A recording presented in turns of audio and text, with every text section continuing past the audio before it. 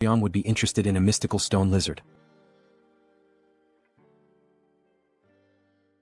Jaegal begins to recount how, during the day, they had arrived at a remote location on the island, where a majestic waterfall cascaded down the cliffs.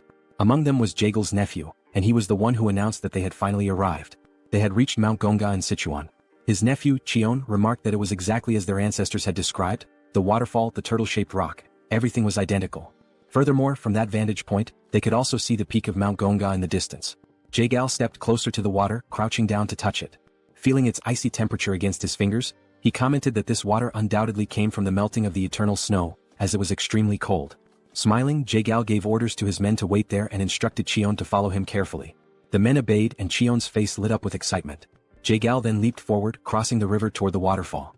Determined not to be left behind, Cheon mirrored Jaegal's movements, closely following him. After some time they finally reached their destination. Jaegal placed his hand on a rock, waiting for Cheon to catch up. The two of them then gazed beyond a cave hidden behind the waterfall. Observing the surroundings, Jaegal remarked that, aside from the turtle-shaped rock, if they climbed along the waterfall on the cliffside, there should be an entrance to a cave near the fist-shaped stone. Still brimming with excitement, Cheon enthusiastically said that everything matched the records perfectly. Fixing his gaze on the cave entrance, Jaegal declared that he would go in first and instructed Cheon to follow closely behind him. Cheon nodded in understanding. As they stepped inside, they found the cave walls covered with various herbs. Jaegal and Cheon proceeded cautiously, mindful of any potential surprises lurking in the darkness. Upon reaching the heart of the cave, Jaegal suddenly halted, his eyes widening. He murmured that this was truly incredible. A hole in the ceiling allowed sunlight to pour in, illuminating the entire chamber. Standing still with his hands behind his back, Jaegal observed the breathtaking sight before him. Cheon, equally mesmerized, expressed his amazement, stating that such a mystical view was the last thing one would expect inside a cave. Still smiling, Jaegal commented that this was the perfect environment for spiritual herbs to thrive. Then his eyes fell upon exactly what he had been searching for, a rare spiritual herb that had absorbed the extreme yin energy over time, the 100-year snow ginseng. Cheon took a step closer and remarked that now all they had to do was exchange this snow ginseng for the dark wool flower from the Namgung clan. Jaegal nodded in agreement, adding that with this, the severed meridians of the Namgung clan's daughter should improve. Furthermore, they would obtain a 200-year-old dark wool flower in return. Stepping even closer, Jaegal reached out toward the snow ginseng, his hand emanating a faint blue aura as he prepared to collect it. However, in that very moment he sensed a strange presence. Almost instantly, something shot out from between the rocks, leaping toward him. Reacting with lightning-fast reflexes, Jaegal swiftly pulled out his fan and used it to defend himself, narrowly avoiding being struck. Having witnessed everything unfold in the blink of an eye, Cheon called out to his uncle, asking if he was all right. His voice carried concern, as it was now clear that there was more than just one creature attacking them.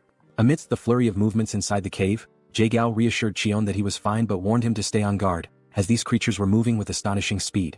Seizing an opening behind Jaegal, two of the creatures launched another attack.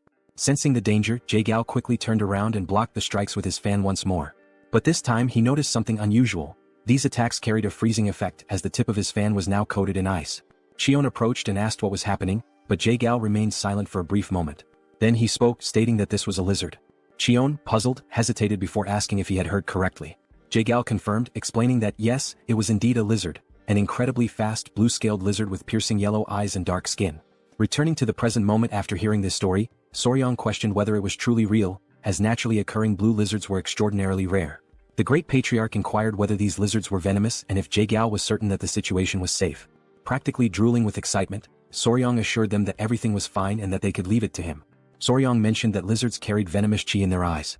However, the Great Patriarch admitted that he had no idea what Soryang was talking about but trusted him nonetheless.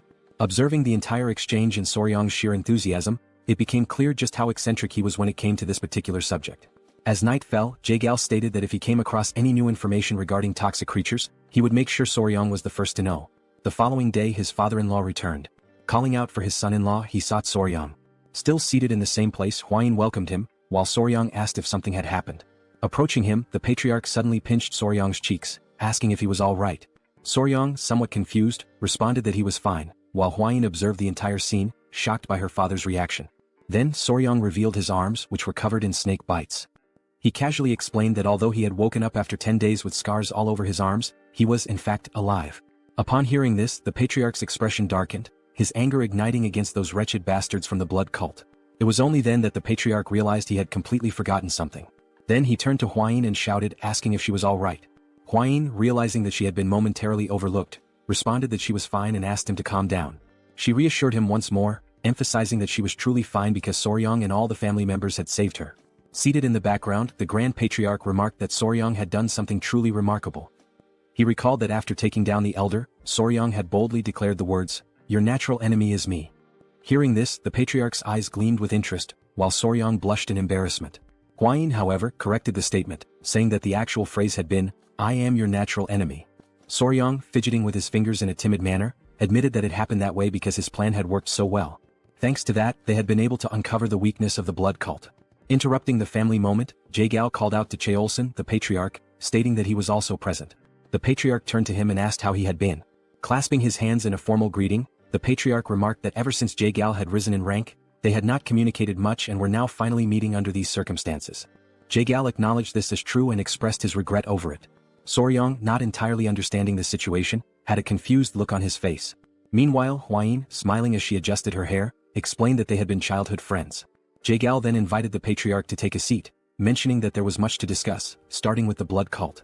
Turning his gaze toward the couple, Jae-gal also requested that they sit down as there were more details to go over. Sometime later, the Patriarch asked Jae-gal how the search for the secret agent was progressing. Hearing this, Soryang thought to himself that they might be talking about a spy or something similar. So, he asked what kind of secret agent they were referring to.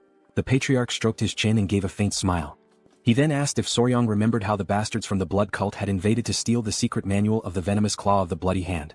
Soryang confirmed that he did and added that it seemed like they considered it to be of immense value. The Patriarch stated that this was exactly the point. He then asked Soryang how he thought their enemies had discovered that the venomous claw of the bloody hand was in the possession of the Tang clan. This revelation left Soryang in shock. He had not even considered that possibility. Rising from his seat, slightly agitated, Soryang exclaimed that this was a huge problem. He then asked if someone from the Tang clan could possibly have leaked information to the blood cult. This question stunned both the Patriarch and Jae-gal. Jae-gal then turned to the Patriarch and suggested that he educate his son-in-law, as being a newcomer, he was unaware of certain histories, despite having heard quite a few entertaining stories about him. The Patriarch chuckled, stroking his mustache. Meanwhile, Soryang, sweating slightly, wondered if he was being perceived as odd. Hwayin then turned to Soryang and firmly stated that secret agents could never exist within the Tang clan. She explained that even when selecting a mere servant, they conducted thorough background checks on all direct relatives and even distant cousins. Cheolson added that only if the individual passed these strict evaluations would they bring all direct family members into the clan. He further explained that all children were raised within the Tang clan. Under such circumstances, no one would dare betray them. Listening to this, Soryang realized that they took extremely rigorous precautions. Still processing it all, Soryang then asked who the secret agent was. Jae-gal revealed that it had been the woman who served tea. She had been discovered, and the necessary measures had already been taken. He also stated that she was a servant of the Murim Alliance and mentioned that, within the alliance, only 3 people had knowledge of this matter. At this point, the leader of the alliance must have already captured her. Meanwhile, as the situation within the Tang clan was beginning to settle, an unexpected guest arrived at the Tang clan's mansion. The new visitor, standing at the entrance, requested that the guard inform the Patriarch of his arrival. He stated that he had finally made it there and that running the entire way from Hebei without using mobility arts had been quite an amusing experience. Then, pounding his chest, the man introduced himself as Peng Muon and asked the guard to announce that the leader of the Peng clan had just arrived. After he arrived, a signal in the form of an arrow was sent soaring through the sky. Without wasting any time, Soryang and Hwayin immediately rushed to receive the new guests. As they ran, Soryang grew concerned and questioned Hwayin about whether it was a good idea for only the 2 of them to go. She reassured him not to worry, reminding him that the others were engaged in an important discussion. With a subtle smile, she pointed out that the young master was also the son-in-law of the Tang family and encouraged him to have a bit more confidence in himself. Upon arriving at the location, Soryang slowly opened the door, convincing himself that it was merely a guest from another clan and that there was no reason to be nervous. However, the moment his gaze landed on the newly arrived individuals, he froze in place, overwhelmed by the intimidating presence of the men standing before him. Peng Muon studied him with a slightly suspicious expression before shifting his focus elsewhere. Suddenly, both he and his men brightened as soon as they saw Lady Hwayin. Their expressions softened with joy as she formally introduced herself and greeted the head of the Peng clan. Muon commented on how much time had passed since their last meeting and admitted that he had barely recognized her, as she had been much smaller back then.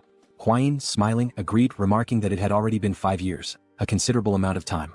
As Muon observed Soryang standing beside Hwayin, his expression shifted once more, and he questioned the identity of the man accompanying her. Still feeling nervous, Soryang respectfully clasped his hands together and introduced himself as Soryang, the son-in-law of the Sichuan Tang family. For a brief moment, Muon seemed utterly perplexed by this statement. Without warning, Muon reached out and pinched Soryang's cheeks before turning to Hwayin and asking if he was truly her fiancé. She confirmed with a straightforward, yes. Even after hearing her answer, Muwen remained skeptical, carefully studying Soryang's demeanor. The longer he stared, the more anxious Soryang became, his nervous sweat increasing as he struggled to maintain eye contact. Resting his hand on his chin, Muwen suddenly came up with an idea. Before Soryang could react, Muwen grabbed his baseball bat, seemingly wanting to verify something. Both Soryang and Hwayin turned red at the unexpected action. After a moment of silence, Muwen burst into laughter and casually remarked that he had been wondering if Soryang was too young, but judging from down there, he was certainly a man. His words made Soryang's face flush an even deeper shade of red. Turning back to Hwayin, Muwen praised her for finding a good partner, confidently stating that Soryang would become an incredible man in the coming years. Embarrassed, Hwayin shyly covered her face, unable to hide her blushing cheeks. As laughter filled the air and Soryang remained awkwardly speechless, one of Muwen's men silently noted that the Hebei Peng clan truly had no regard for etiquette or formalities. Perhaps this was simply the leader's unique way of assessing Soryang. Deciding to roll with the situation, Soryang accepted the compliment and in his mind, acknowledged that a man recognizes another man. Muwen, still amused, let out another hearty laugh and commented that Soryang was unlike the useless heirs from other famous clans. With a firm pat on Soryang's back, Muwen officially introduced himself as the head of the Peng family, expressing his pleasure in meeting him. Hwayin then called out to Peng, prompting him to ask if something was wrong. She inquired whether he had truly come all the way from Hebei to the Tang clan to offer assistance and more importantly, how he had managed to arrive so quickly. At her question, Muwen's demeanor turned serious once again. He asked what kind of help was needed and whether something had happened to the Tang family. However, instead of giving a direct answer, he simply reached out and ruffled Soryang's hair, which in turn irritated Hwayin slightly. Now joining the ongoing meeting with Jaegal, Muwen was brought up to speed on the recent events concerning the blood cult's appearance. However, Hwayin quickly reassured him that the cult members had already been eliminated. Hearing this, Muwen sighed, regretting that he hadn't arrived a little sooner. At this point, Wilson the patriarch took his turn to speak, questioning why the leader of the Peng clan had traveled all this way. Muwen, slightly embarrassed, admitted that in his anger toward the blood cult, he had completely forgotten to mention the real reason for his visit. He then revealed that in truth he had come to seek the Tang family's assistance. His words piqued everyone's curiosity, and the patriarch promptly asked what kind of help he needed. Scratching his head, Muwen internally complained about the unnecessary formalities, finding them a hassle. Without further ado, he suddenly shouted for her to be brought in, saying that she needed to greet her elders. One of the scar-faced men who had arrived alongside Muwen immediately stepped forward and opened the door. Both Hwayin and Soryang were stunned, sharing the same thought. Muwen had spoken about her needing to greet the elders, yet the person who entered was a massive brute of a man. The towering figure stood before the table and in a gruff voice, stated that she needed to come down now to properly greet the leaders of the Sichuan Tang Clan. A small voice, coming from somewhere on the man's back, sleepily muttered that it was still too early. As realization dawned upon Soryang, he was left utterly speechless, shocked that no one had noticed this presence the entire time. Slowly, something began sliding down from under the man's cloak. And before anyone could fully process what was happening, a tiny girl, sucking on a lollipop, emerged before them. The room fell into stunned silence as everyone at the table stared at the child, unsure of how to react. Calmly, the little girl clasped her hands together in a respectful greeting and introduced herself as Peng Ying of the Peng family. Muwen pulls the little girl close and states that she is his daughter. Soryang and Hwayin watch from the background, completely frozen in shock. Both of them, utterly astonished, can only think that this must be some kind of genetic miracle because she is incredibly adorable. Meanwhile, Muwen proudly boasts that they look very much alike. Now gently stroking his daughter's head, Muwen explains that this child is the reason he came to the Tang family to ask for help. While she calmly nibbles on a biscuit, he continues, stating that she has been feeling somewhat unwell and asks if the Tang clan could take a look at her. Upon hearing this, both the patriarch and Soryang exchange uncertain glances, questioning what kind of illness it could be. Something then catches Soryang's attention. When he looks at her closely, he notices a faint aura surrounding the little girl as she continues to eat biscuit after biscuit with a calm expression. Time passes and now night has fallen. Soryang lies in bed, surrounded by his centipedes, deep in thought. After hearing about and analyzing Ying's symptoms, they were still unable to determine the exact cause. As he absent-mindedly pinches the cheek of one of his tiny centipedes, he recalls Muwen's explanation regarding his daughter's condition. Muwen had described how, at times, she suddenly becomes short of breath, and large red blotches appear all over her body. In severe cases she even loses consciousness. However, after some time she regains consciousness as if nothing had happened, and no one has been able to figure out why. Muwen also explained that he had already tried everything to uncover the cause. He had even sought out disciples of Yaxian, but all of them insisted that the child was perfectly healthy. There was even one occasion when a disciple suggested it might be poisoning. Muwen had nearly beaten him up on the spot. Shaking his head, Muwen had firmly stated that such a thing was impossible, as there was no one in his family capable of doing such a thing. The patriarch then pointed out that if it truly were poisoning, there could be an internal issue within the Peng family. However, Muwen confidently reassured him that no member of the Peng family would ever commit such an act. Scratching his head, Muwen sighed and said it was better not to dwell on it too much, as he didn't want to start suspecting his own family. Jaegal then intervened, saying that jumping to conclusions would not help since poisoning is not always caused by another person. Looking at the little girl, the patriarch decided that they would provide an empty courtyard house where she could stay for some time, allowing them to observe her condition closely. After all, it was essential to confirm whether this was truly poisoning or something entirely different. Muwen, feeling relieved, expressed his gratitude to the patriarch, acknowledging that from now on, they would be under the Tang clan's care for a while.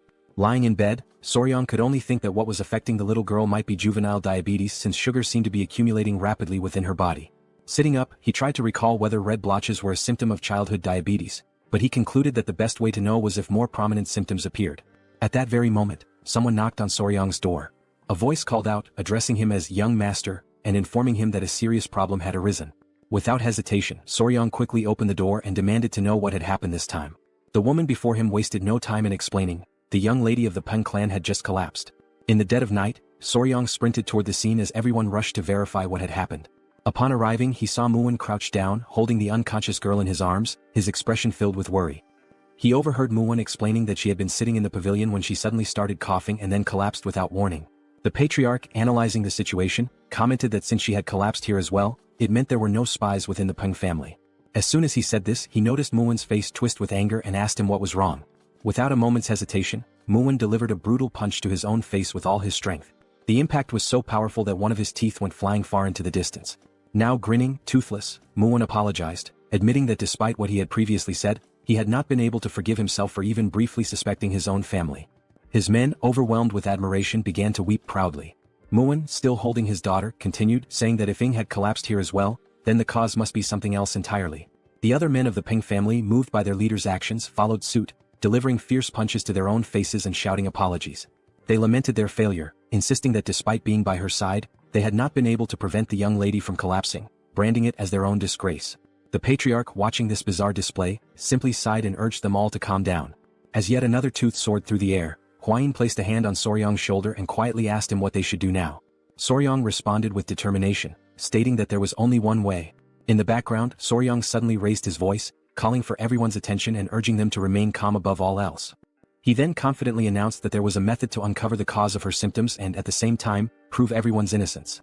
Both the patriarch and Muwen immediately turned to him, asking what this method was. With deliberate steps, Soryong slowly approached Muwen and the unconscious young lady, lowering himself to her level. The entire room fell into an uneasy silence, every person anxiously waiting for his next words. With a serious expression, Soryong finally declared that the first step was to remove all of the young lady's clothing. The room was instantly filled with shock. Hwayin and the patriarch were left completely speechless, their faces frozen in sheer disbelief at the audacity of his statement. Meanwhile, Muwen's expression twisted into pure rage as he struggled to comprehend Soryong's intentions in attempting to undress his daughter. Hit the bell icon and like the video. Thank you.